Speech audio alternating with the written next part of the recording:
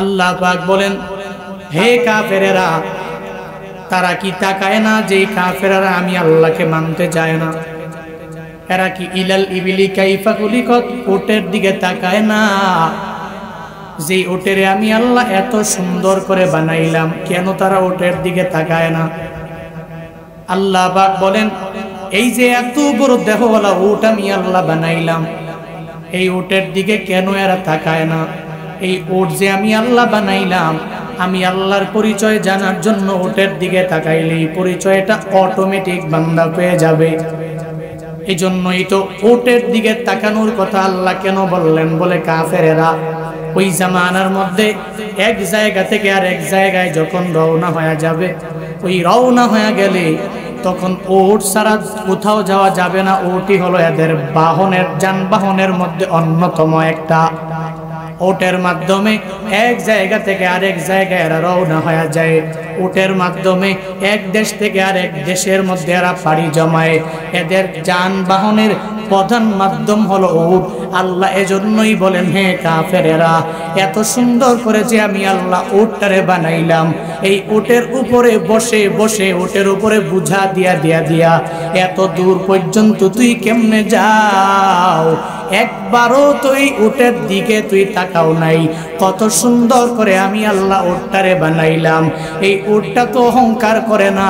তোরা কেন দাম্ভিকতার সাথে দুনিয়ার মধ্যে চলাফেরা করো? এই যে উটের দিকে তাকাইলে তো বড় বড় বুঝাগুলো উটের পিঠের মধ্যে দিয়া দিল। একটা বারের জন্য উট তার মালিকের বলে নাই, হে মালিক, আপনি যে এত বুঝা আমার পিঠের মধ্যে দিয়া দিলেন, ওই আমি তো এই বুঝা বহন করতে পারবো না, এই বুঝা আপনার পিঠে নিবেন, আমি নিতে পারবো না। একটা বারের জন্য ও তার মালিকের বলে না, এই যে পিঠের মধ্যে এত বুঝা দিয়েছেন আর দেওয়া যাবে না। কেন বলে না? কারণ ওর জানে তার মালিকের খায়, তার মালিকের কথা অনুযায়ী তার সুন্দরভাবে চলা লাগবে। ওটের কথা মালিক শুনে না, ওট মালিকের কথা শুনিয়া শুনিয়া চলে, মালিকের কথার বাহিরেও চলে না। আল্লাহ বলেন, হে মানুষেরা, উটের দিকে তাকাও, কত সুন্দর করে নরম মেজাজ দিয়ে আমি আল্লাহ উটটারে বানাইলাম। একটা বারের জন্য উট কারোর সাথে অন্যায় আচরণটাও করলো না। এত বুঝা নিয়া নিয়া এক জায়গায় থেকে আরেক জায়গার মধ্যে উট চলে গেল, একটা জায়গা থেকে আরেক জায়গায় গেল, আবার বুঝা নিয়েও চলে গেল। তুই আশরাফুল মাখলুকাত হয়েছো, আশরাফুল মাখলুকাত মানুষ হওয়ার পরেও ওই উট অহংকার করে না। তোর দিলের মধ্যে অহংকারের কোনো অভাব নাই। আমি বড় বক্তা, আমার মতো বড় বক্তা এই এলাকার মধ্যে কেউ নাই।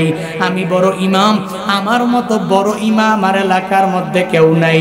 আমি বড় খতিব সাহেব, আমার মতো বড় খতিব সাহেব এই এলাকার মধ্যে কেউ নাই। এই উপজেলা জেলার মধ্যে একটাও আর হতে পারে না। আমি বড় মেম্বার, আমার মতো বড় মেম্বার এলাকার মধ্যে হতে পারে না। আমি বড় চেয়ারম্যান, আমার মতো বড় চেয়ারম্যান ইউনিয়নের মধ্যে হতে পারে না। আমি মেম্বার অফ পার্লামেন্ট, আমি কেন তারে সালাম দিব? সে আমার পায়ের সামনে এসে সালাম দিবে, সে আমারে কদমুচি করবে, আমার পায়ের মধ্যে সে পড়ে যাবে। এই চিন্তা নিয়ে নিয়া আশরাফুল মাখলুকাতেরা কেমনে আগায় যায় দেখ শুনি। অহংকার অন্তরের মধ্যে নিয়ে নিয়া এই আত্মিক রূপটা লালন করে সমাজে আছে না না? আল্লাহ বলেন, ওই উটের দিকে তাকায়া দেখো, যেই উটটারে আমি আল্লাহ এত সুন্দর করে বানাইছি, ওই উটের দিকে বান্দা যদি তুই একটু তাকাও, তাহলে কশিন কালেও তোর দ্বারা অহংকার মানায় না। আল্লাহ এজন্যই তো হাদিসে কুদসির মধ্যে নিজেও জানায়া দিলেন, হে আমার বান্দারা, আল কিবরিয়া উরিদাই ওয়াল আজমাতু ইজারি ফামান নাযাআনি ওয়াহিদাম মিনহুমা ফাযাবতুহু ফিন্নার। আল্লাহ তাআলা হাদিসে কুদসির মধ্যে নিজেই জানায়া দিলেন, অহংকার অহংকার অহংকার আমার চাদর, ওয়াল আজমাতু ইজারি, আর বরত্ব আমার লুঙ্গি স্বরূপ। ফামান নাযাআনি ওয়াহিদাম মিনহুমা, এই দুইটা নিয়ে আমার যে বান্দারা টানাটানি করবে ফাযাবতুহু ফিন্নার, একে আমি জান্নাতে দিব না বরং জাহান্নামে নিক্ষেপ করব। আল্লাহ তাআলার অহংকার চাদর নিয়ে টানাটানি করা যাবে না, কারণ অহংকার দুনিয়ার কোনো মানুষের দ্বারা মানায় না। ওট এত বড় দেহ হওয়ার পরে অহংকার করে না, ঘোড়া এত বড় দেহ হওয়ার পরেও একবারের জন্য অহংকার করে নাই, গরুর এত বড় দেহ হওয়ার পরেও একটাবারের জন্য অহংকার করে নাই। হে আশরাফুল মাখলুকাত, হাতির এত বড় একটা দেহ, ওই হাতির উপরে একটা মানুষ উঠিয়া হাতিটাকে পরিচালনা করে, লিড দেয়, নিজে লিডার হইয়া ওই হাতিরে কেমনে এক জায়গা থেকে আরেক জায়গায় নিয়ে যায়। হাতিটাও একটাবারের জন্য অহংকার করে নাই। তুই বিবেক থাকার পরেও কেমনে অহংকারের মধ্যে তুই নেমে যাও? নিজেরে কেন এত বড় মনে করা লাগবে? অথচ মদিনাওয়ালা নবী মুনাজাতের মধ্যে দোয়া করার জন্য নবী নির্দেশ দিয়া গেলেন, হে আমার উম্মতেরা, অহংকার থেকে যদি তুমি আর আমি সবাই বাঁচতে চাও তাহলে দোয়ার মধ্যে পড়ো, আল্লাহুম্মা জাআলনি ফি আইনি সগীরা ওয়া ফি আ'য়ুনিন নাসি কাবীরা। ওই দুয়ার মধ্যে তোমরা পড়ো, আল্লাহুম্মা, হে মালিক, তুমি আমাকে এমন বানাও যে আমার চোখে তুমি আমারে ছোট বানায়া দাও, ফি আইনি সগীরা ওয়া ফি আ'য়ুনিন নাসি কাবীরা, আমার চোখে তুমি আমারে এমন বানাও যে আমি ছোট ছোট ছোট, আমার মতো ছোট কেউ নাই, ওয়া ফি আ'য়ুনিন নাসি কাবীরা, আর মানুষের চোখে তুমি আমারে যত বড় বানানোর বড় বানায়া দাও। মানুষ আমাকে বড় বলবে, আমি নিজেরে বড় বলার কোনো দরকার নাই, আমি নিজেরে ছোট বলে বলে বলে বলে আগায়া যাব। নিজেরে যদি ছোট বানাইয়া বড়দের সামনে যদি নিজেরে ছোট করে বান্দা চালাইতে পারো, আল্লাহর কসম করে বলি, মদিনাওয়ালা নবীর হাদিস তো পরিপূর্ণ সত্য হাদিস। নবী বলে গেলেন, মান তাওয়াযা লিল্লাহি রাফাহুল্লাহ, আমার যে উম্মতেরা আল্লাহর জন্য বিনয়ী হয়ে যাবে, আল্লাহ তার মায়া করে ছোট রাখবে না, বরং বড় বানায়া দিবে। আল্লাহর হাতেই তো পূর্ণাঙ্গ বড় আর ছোট বানানোর ক্ষমতা, সব পাওয়ার আর ক্ষমতা আমার মাওলার হাতে। বান্দা তুই বড় হতে চাও তো আল্লাহ তোমারে বড় বানাইতে পারবে। বলে হ্যাঁ ছোট হয়ে যাবা, তাও আবার মাওলাই ছোট বানায় দিবে। আত্মিক যদি গুনাহগুলো বান্দা করো, মানে অহংকার যদি লালন করো, হিংসা যদি লালন করে আগায়া যাও, তাহলে আগে বড় ছিলা, আল্লাহ মায়া করে আর বড় বানাবে না, দিন দিন দিন দিন অনেক ছোট হয়ে যাওয়া লাগবে। আল্লাহ বলেন, হে কাফেরেরা, ওই উটের দিকে একটু তাকাও না, এত সুন্দর করে আমি আল্লাহ উটটারে বানাইলাম, কেন আমি মাওলারে তোরা চিনো না? এরপরে আল্লাহ বলেন, ওয়া ইলাস সামাই কাইফা রুফিআত, ওই আসমানের দিকে তাকাও, এত সুন্দর করে আমি আল্লাহ আসমানটারে উপরে আটকায়া রাখলাম। পুরা বিশ্বজগৎটা যদি ঘুরে ঘুরে কোনো বিজ্ঞানী চিন্তা করে, এই আসমানের একটা পিলার খুঁজে আমার আর সবার বের করা লাগবে, পারবে নাকি? আল্লাহ তো বিশাল আসমানটা কোনো পিলার দ্বারা দাঁড় করাইয়া রাখে নাই। তুমি 1400 square feet, 1500, 2000, 2500 square feet building বানানোর জন্য বলে 5 সুতা 4 সুতা যত রড লাগবে লাগাও, রড লাগাইয়া পিলার বানাইয়া এর উপরে পিলারের উপরে সাতটারে টেকায়া দাও। পিলার ছাড়া কোনো কিছু দেখাও যায় না, কোনো জায়গায় আমি আজও পর্যন্ত দেখলাম না। ঝুলন্ত ব্রিজ যে দেখছো, এরপরেও তো ঝুলন্ত ব্রিজটা বড় না, এরপরেও তো এর এক পাশে আর আরেক পাশের মধ্যে এক জায়গার মধ্যে ঝুলে আছে, এর মানে এটাও তো ঝুলন্ত ব্রিজের মতো না। হে বান্দারা, আল্লাহ যে বিশাল আসমানটা তোমার জন্য বানাইলেন, একটু যদি আসমানের দিকে তাকাইয়া আমার মাওলারে যদি একটু চিনতে চাও রে বান্দা, তাহলে কেমনে চিনবা? আসমানের দিকে তাকাও। পৃথিবীর বড় বড় বড় বড় মহাপণ্ডিতেরা যদি চিন্তা ভাবনা করে যে আসমান কেমনে দাঁড়ায় রইল, একটা পিলার মনে হয় কোথাও আছে, তাহলে কোথাও পিলার খুঁজে পাওয়া যাবে না, ফাউন্ডেশনও পাওয়া যাবে না। এর একমাত্র কারণ আল্লাহ পিলার দেয় নাই, আল্লাহর কুদরতি হাত দিয়ে আল্লাহ কুন ফায়াকুন বইলাই আসমানটারে বানাইছে, ঠিক কিনা? দুনিয়ার যত বড় বড় বড় বড় মহাবিজ্ঞানী তাকায়া দেখো, এরা যদি চেষ্টা করে যে পিলার বের করবো, পারবে না। কারণ আল্লাহ নিজেই বলেন, হে মানুষ তুই আসমানের দিকে একটু তাকাও না, কত সুন্দর করে আমি আল্লাহ আসমানটার উপরের মধ্যে ঝুলাইয়া রাখলাম, পিলার লাগে নাই, without any pillar, without any foundation আমি আল্লাহ ঝুলাইয়া রাখলাম। হে বান্দা, কেননা আমি আল্লাহ তো হলাম আসমানের মালিক, যেমনে মন চাই সেমনেই ঝুলাইয়া রাখতে পারবো। এবার আল্লাহ বলেন, ওয়া ইলাল জিবালি কাইফা নুসিবাত, ওই পাহাড়ের দিকে তাকাও, যেই পাহাড়টা এত সুন্দর করে আমি আল্লাহ বানাইলাম, এই পাহাড়টারে পেরেক স্বরূপ দুনিয়ার মধ্যে লাগাইয়া দিলাম। বিভিন্ন জায়গায় পাহাড়গুলো তাকায়া দেখবেন, ওই পাহাড়ের মধ্যে কত খনিজ সম্পদ আমি আল্লাহ আবারও দিয়া দিলাম। এই যে গত বছরের আগের বছরে সিলেটে যাওয়ার পরে অনেকেই সিলেটের যারা এই বিষয়টা জানবেন, আবার যারা পাহাড়ের মধ্যে দেখছেন আপনারাও জানবেন। এই যে পাহাড়ের মধ্যে গেলে আমার একজন বললো, হুজুর মেজের কাঠি একটা নিয়ে নেন, একটু মেজের কাঠি জ্বালাইয়া ওই যে পাহাড়ের উপরে ওই জায়গায় ছড়ে মারেন। মারতে দেরি ওখান থেকে কেন যেন আগুন উপরে চলে আসলো। আমি বললাম এখানে আগুন কেন? বলে হুজুর ওই জায়গার মধ্যে গ্যাস, এটা আল্লাহ প্রদত্ত গ্যাস আল্লাহ পাহাড়ের মধ্যে দিয়ে দিলেন। আল্লাহ বলেন, হ্যাঁ গোলামেরা, এই পাহাড়ের মধ্যে খনিজ সম্পদ তো এটা আমি আল্লাহ নিজেই দিয়ে দিলাম। শুধু তাই না, সৌদি আরবের বড় বড় পাহাড়ের মধ্যে তাকায়া দেখো, আল্লাহ কত গোল্ড দিয়া দিলেন, স্বর্ণ দিয়া দিলেন। হে মানুষ, এরপরেও পাহাড়ের দিকে তাকাইয়া আমি আল্লাহ আল্লাহরে কেন তুই চিনতে পারো না? আমি আল্লাহ তো উট বানাইলাম, আমি আল্লাহ তো আসমান বানাইলাম, জিবাল পাহাড় বানাইলাম। এবার আল্লাহ বলেন, ওয়া ইলাল আরদি কাইফা সুতিহাত, হে বান্দা তুই জমিনের দিকে একটু তাকাও না, যেই জমিনটারে বিছানা স্বরূপ সুন্দর করে আমি আল্লাহ বিছাইয়া দিলাম। আল্লাহ অপর আয়াতে কি সুন্দর করে জানায়া দিলেন, আল্লাযী জাআলা লাকুমুল আরদা ফিরাশা ওয়াস সামাআ বিনাআ।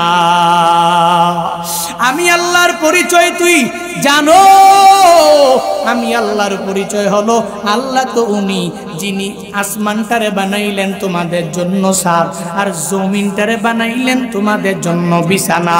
আল্লাহ বলেন, এই আসমান আমি আল্লাহ বানাইলাম, জমিনও আমি আল্লাহ তো বানাইলাম, তোর জন্য বিছানা স্বরূপ বানাইলাম। এই সব কিছু আমি আল্লাহর সৃষ্টি। আল্লাহ কেন এই চারটার কথা বললেন, অন্যগুলোর কথা কেন বলেন নাই? মুফাসসিরিনে কেরাম বলেন, আল্লাহ ওই জামানার কাফেরদেরকে উদ্দেশ্য করে প্রশ্নগুলো ছড়লেন, যেই কাফেরেরা একটু ঘর থেকে বের হইয়া কোথায় যাওয়ার জন্য ওট নিয়ে রওনা হয়ে গেল, ওটের উপরে নিজে বসলো, এরপরে যখন যায়, সামনে যখন যায় তাকাইয়া দেখে তার উপরে তো আসমান, যেখানেই যাবে ওখানেই আসমান, যেখানেই যাবে তার উপরে তো আসমান, আর যেখানেই যাবে তার ডানে বামে পাহাড়ের কোনো অভাব নাই, আর যেখানেই যাবে তো জমিনের উপর দিয়াই তো তার যাওয়া লাগবে, যেখানেই যাবে সাথে উট আর উপরে আসমান, নিচে জমিন আর ডানে বামে জিবাল আর পাহাড়। আল্লাহ বলেন, তুই উট দিয়ে যাও, আমি আল্লাহর বানানো উটটারে তুই একটু দেখো না, তুই উটের উপর বসে বসে আসমানের নিচে দিয়ে যাও, আসমানের দিকে তাকাও না, তুই উটের উপরে বসে বসে তুই জমিনের উপর দিয়ে যাও, জমিন নিয়ে একটু ভাবো না, তুই উটের উপরে বসে বসে কত সুন্দর সুন্দর পাহাড়গুলো দেখো, কিন্তু একটা বারের জন্য পাহাড়ের দিকে বান্দা তুই তাকাও না। হে মানুষ, যদি আসমানের দিকে তাকাইতি, জমিনের দিকে তাকাইতি, ওটের দিকে তাকাইতি, পাহাড়ের দিকে তাকাইতি, আমি আল্লাহরে নিয়ে গবেষণা করা লাগতো না।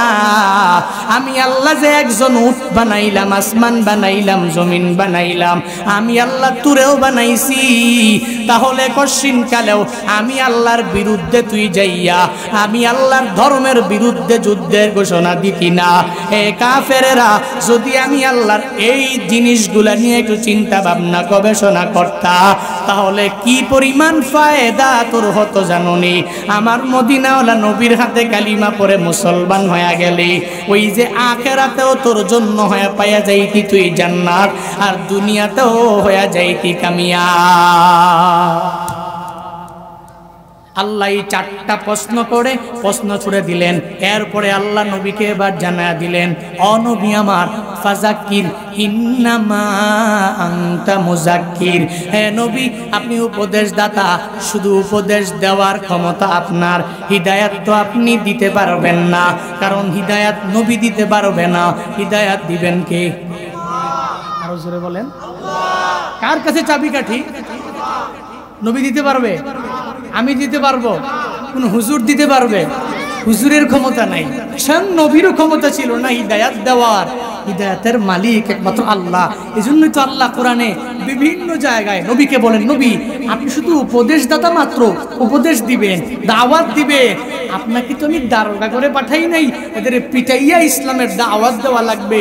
লাস্তা আলাইহিম বিমুসাইতির, আমি আপনাকে বানাই নাই, দারোগার কাজে লাগাই নাই, এদের সাথে মারামারি করে কাটাকাটি করে এরপরে ইসলামের দাওয়াত দেওয়া লাগবে। তবে হ্যাঁ, যখনই কাফের মুশরিক বেঈমানরা আপনাকে আক্রান্ত করে ফেলবে, আক্রান্ত হলে পরে এরপরে আপনি আক্রমণ করতে পারবেন, কোনো অসুবিধা। ইসলাম তো ধর্ম, আমার রিলিজিয়ন ইসলাম। মদিনাওয়ালা নবীকে কি সুন্দর করে আল্লাহ তাআলা জানা দিলেন, ফাযাক্কির ইন্নামা আনতা মুযাক্কির। নবী আপনি উপদেশ দেন, আপনি তো একজন উপদেশদাতা। যারা মানবে এরা কামিয়াব হয়ে যাবে, যারা মেনেছে এরা কামিয়াব হয়ে গেছে, যারা মানে নাই এরা ধ্বংস হয়ে গেছে। নবীর কথাগুলো যারা মানছে, ফারিকুন ফিল জান্নাহ, জান্নাতের পথের প্রতীক হয়ে গেছে। আর যারা মানে নাই, ফারিকুন ফিস সাঈদ, জাহান্নামের পথের প্রতীক হয়েছে। জান্নাতের পথের প্রতীক হয়েছে যারা, এরা কি পরিমাণ লাভবান হয়েছে, এরা ঈমানওয়ালা কি পরিমাণও ছিল, আর লাভবানও কি পরিমাণ হয়েছে।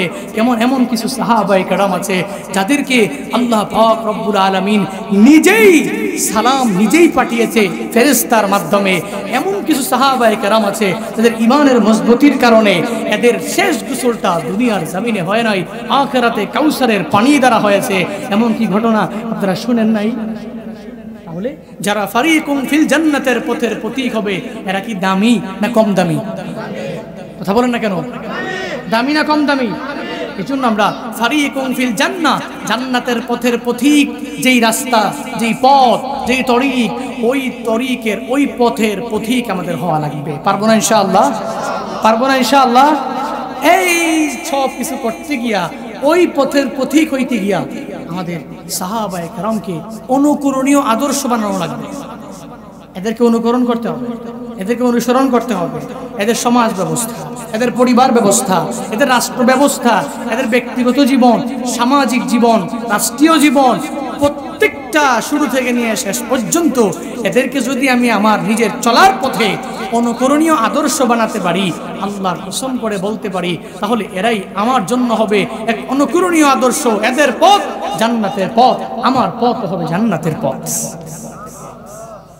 এজন্য সাহাবায়ে কেরামদের ঈমানের পাওয়ারের কথা এমন কোনো বান্দা নাই জানে না। সাহাবায়ে কেরামের যুগে হযরত ওমর ফারুক আযম রাদিয়াল্লাহু তাআলা আনহু ইসলামের দ্বিতীয় খলিফা। হযরত ওমর ফারুক রাদিয়াল্লাহু তাআলা আনহু, ওই সময় ইসলামের কোনো পরাজয় নাই, শুধু বিজয় আর বিজয়, শুধু বিজয় আর বিজয়।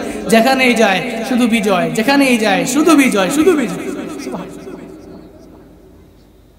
ওমর ফারুক আযম রাদিয়াল্লাহু তাআলা আনহুর জামানা, যেখানেই যায় শুধু মুসলমানদের বিজয় হয়ে যায়, শুধু মুসলমানদের বিজয়। এর কারণ কি?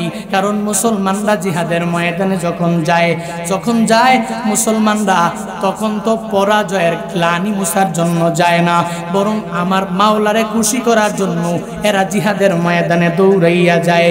ওমর ফারুক আযম এর জামানার মধ্যে রোম সম্রাট যখন বেশি বাড়াবাড়ি করতে লাগলো, মাথাটাও বড় গরম, কেমন জানি। ওমর ফারুক বলে, হে আমার সেনাবাহিনীরা, যাও রোম সম্রাটের দরবারে চলে যাও।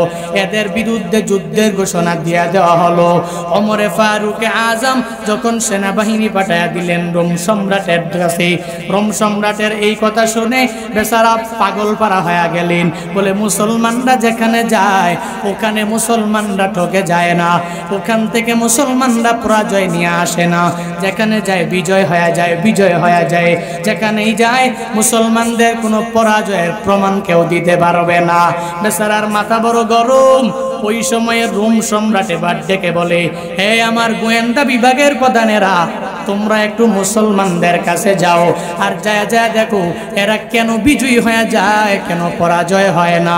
যখন এই কথা বলে দিল, তখনই গোয়েন্দা বিভাগের প্রধান সেনাবাহিনীকে ডাকলো আর বলল, আমি 5 জন গোয়েন্দা নিয়ে মুসলমানদের ভিতরে ঢুকে যাব, আর মুসলমানদের কাছে গিয়ে আমি দেখব ওই মুসলমানদের ভিতরে কি এমন গুণ আছে যেই গুণের কারণে মুসলমানরা জয় হয়, পরাজয় হয় না, শুধু বিজয়ী হয়, কোনো পরাজয় হয় না। গোয়েন্দারা চলে গেলেন, মুসলমানদের ভিতরে গিয়া ঢুকে গেলেন। এবার তাদের কথা অনুযায়ী সে 2টা জিনিস বের করলেন, দৌড়াইয়া চলে আসলেন রোম সম্রাটের দরবারে।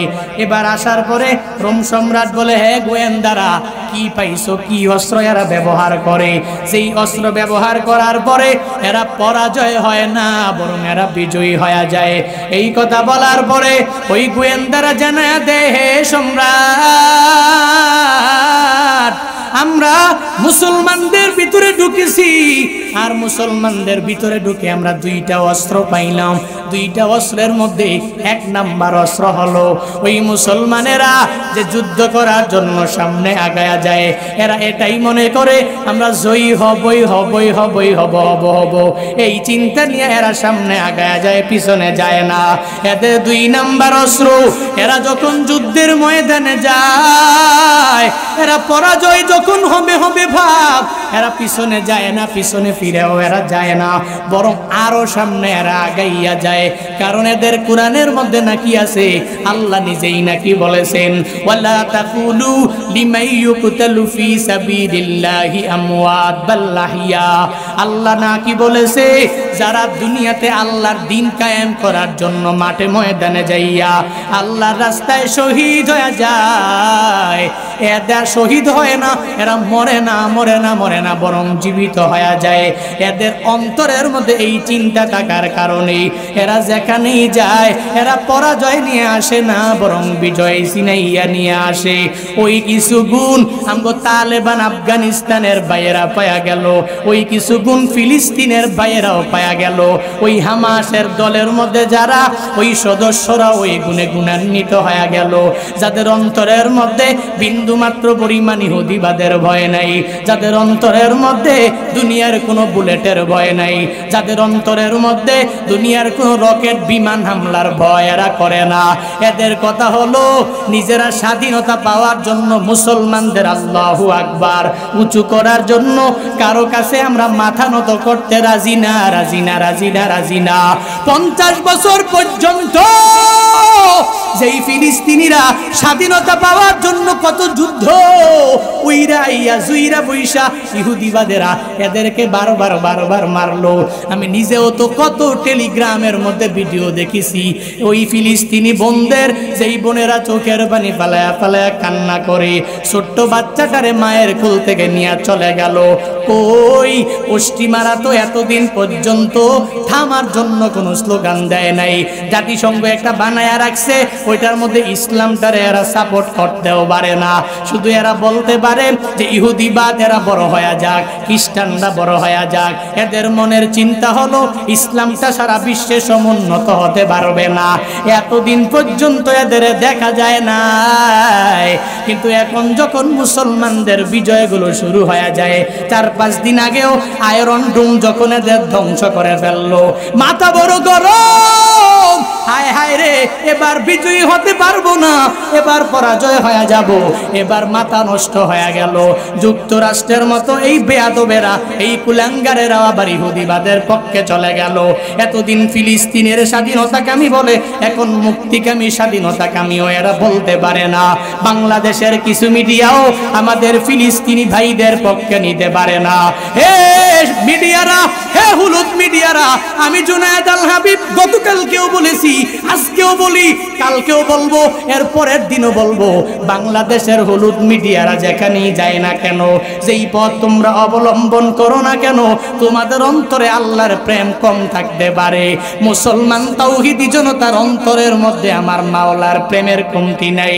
মুসলমানদের অন্তরের মধ্যে আল্লাহু আকবারের স্লোগানের মায়ার কোনো কমতি নাই। এরা আল্লাহু আকবার সমুন্নত করার জন্য আর একটা মুসলিম ভাইয়ের জন্য প্রয়োজনে মাঠে ময়দানে নেমে নিজের জীবনটাও দিয়ে দিতে পারবে, ঠিক কিনা? বাংলাদেশের মুসলমানেরা কি মনে করেছো এরা নামাজ পড়ে না, এরা রোজা রাখে না, এরা নেক আমল করে না? মনে করেছো ইসলামটা এদের অন্তর থেকে দূরে সরে গিয়েছে কিনা? এমনটা নয়। এদের অন্তরের মধ্যে আল্লাহর প্রেমের কোনো কমতি নাই। এদের অন্তরের মধ্যে মদিনাওয়ালা নবীরে গালি দিলে দেখছুনি বাইতুল মুকাররমে ঢোকাও যায় না। এই বাংলাদেশের মুসলমানেরা 92% মুসলমানের মুখের মধ্যে একটাই জবাব, ইহুদিবাদ নিপাত যাক, ফিলিস্তিনি মুসলমান জিন্দাবাদ। ঠিক কিনা বলো? আজ বিশ্বের চারিদিকে মুমিন মরছে ধুকে, একটু কি দিলে দয়া হয় না?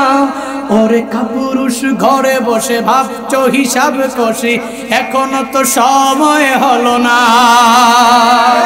মুমিনরা হয়ে যাবে মজলুম, গাজওয়ায়ে হিন্দে ভাঙাবে ঘুম, পদে পদে আসবে মুসিবত, চারদিকে পড়বে পাপের ধুম।